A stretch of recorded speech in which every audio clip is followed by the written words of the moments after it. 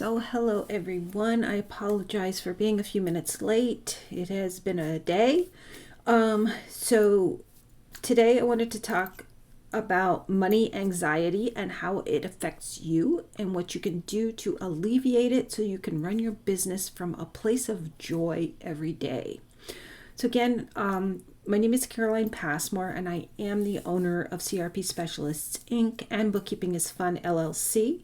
CRP Specialists is my bookkeeping company where we do provide bookkeeping services, specializing in the nonprofit organizations and service industries such as the marketing agencies and coaches. And of course, we do help anyone who needs help. So please do feel free to reach out if you need any assistance with your books.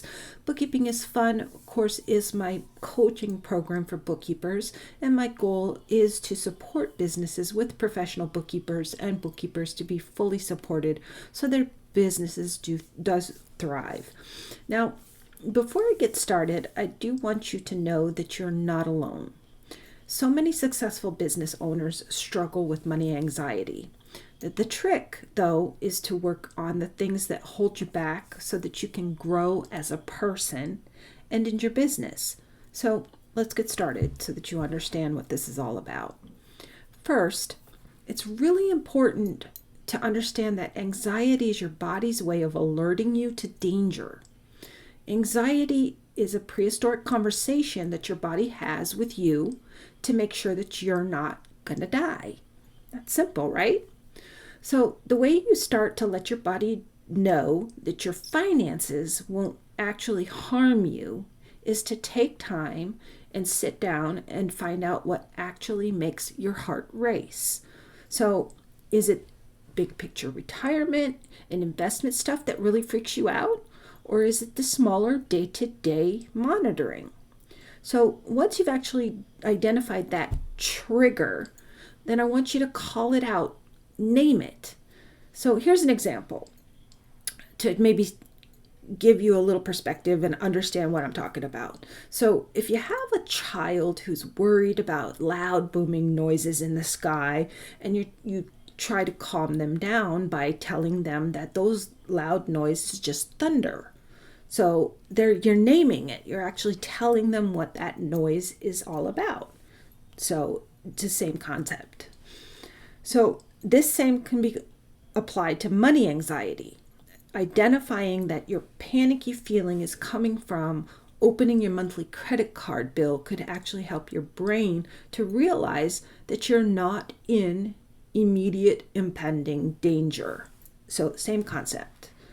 So next, I want to challenge your mental money narrative and think about the worst case scenario, okay?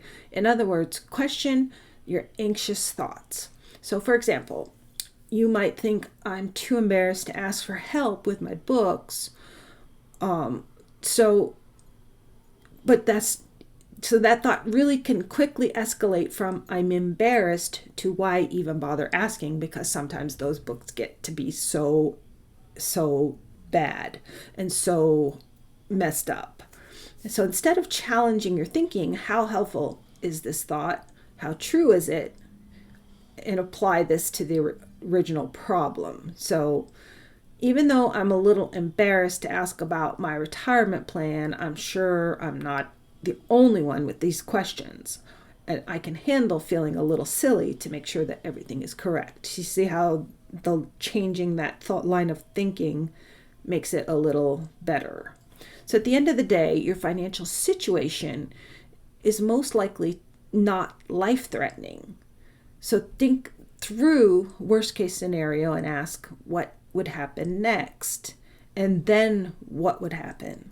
And keep following that chain of worst possible outcomes, and you'll come to a better conclusion rather than that, going back to the worst case scenario and then why bother? So figuring out the details really does help you realize that the situation, while it may be uncomfortable and inconvenient, it's not life-threatening, and you can eventually get back into that driver's seat where you really want to be. So finally, take the time and learn about your money. This really is probably one of the most important things that you need to do. Educate yourself in bite-sized chunks. It's the easiest way to learn. Learn a bit about retirement 1 month, and then maybe listen to a podcast on emergency funds to then try maybe reading a book on investing on the next month. That way you're just learning little bits, a little bit at a time. Now, it's also important to schedule time each month to understand what your numbers are telling you. You can start with 30 minutes a week, or once you start feeling a little less anxiety, reduce it to 45 minutes a month. This way, when money anxiety starts to creep in, you know that you've dedicated time to focus on it, which will help you feel a lot more in control. Then our anxiety elevates when we lack confidence in our abilities. This is something that's key.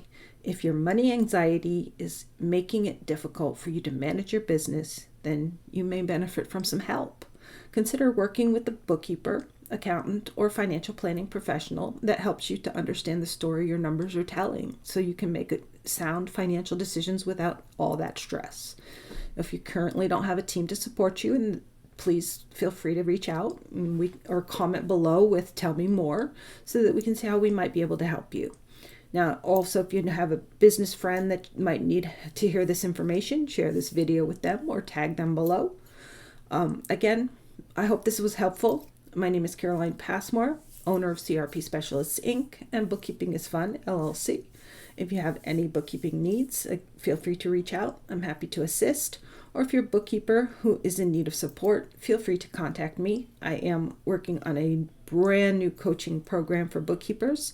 And if you're interested in hearing more, hit me in the DMs and I am happy to tell you all about it. So till next time, I hope you all have an amazing day. And for those of you in my local area, Southwest Florida, who have been troubled by the hurricane, I do hope that we make a speedy recovery. I know there are many of us who have been very blessed and not had a lot of trouble with, haven't been hit hard by this hurricane, but I have many, many friends who have had some very difficult time and have had completely displaced by this hurricane and lost everything. So my thoughts and prayers are truly with you. So please, all of you out there who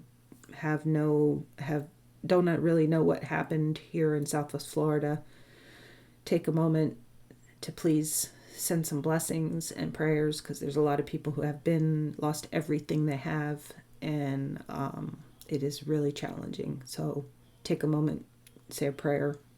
A lot of people in need. Have a wonderful day.